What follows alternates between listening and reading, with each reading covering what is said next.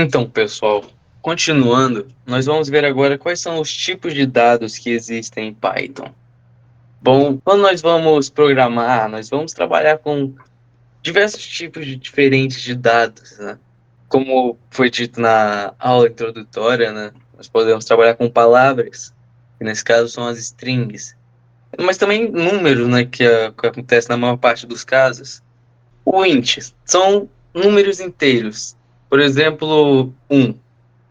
Se nós só escrevermos o 1 e nós formos pegar o tipo dele, que nós conseguimos fazer utilizando o print, que nós vimos na aula anterior, e escrevendo type of 1, de 1, nós vamos descobrir qual que é o tipo do dado 1, que no caso vai ser int, porque 1 é um número inteiro, como nós podemos ver aqui.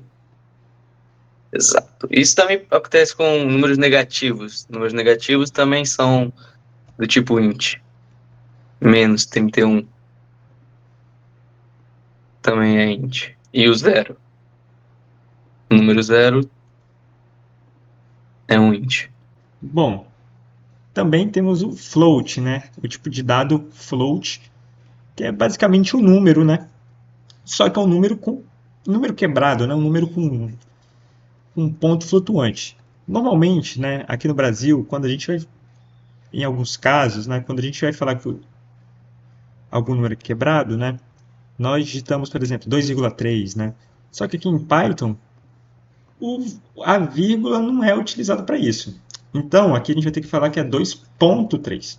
Por exemplo, qual que é o print do tipo 2.3?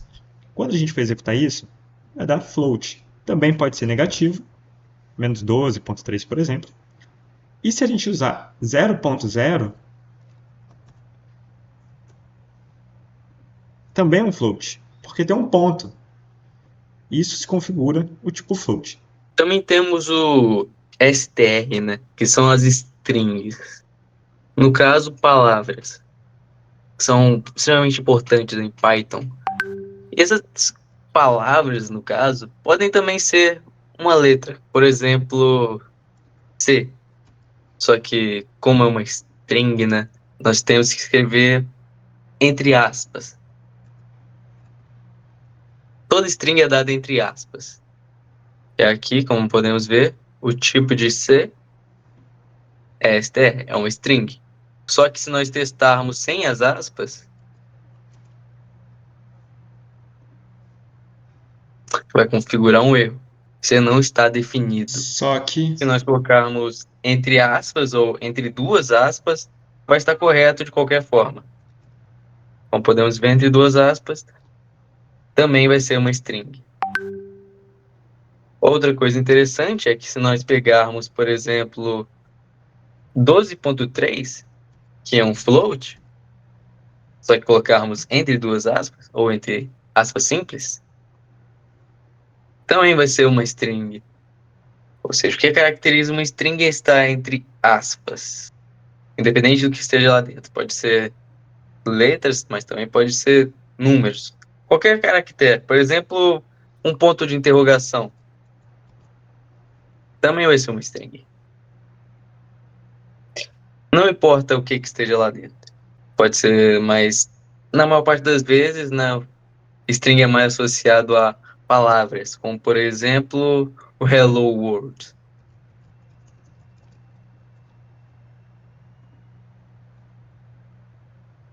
E por conta da sua importância, nós vamos ter uma aula dedicada só a estudar as strings e ver quais são os seus métodos, né, como trabalhar com elas.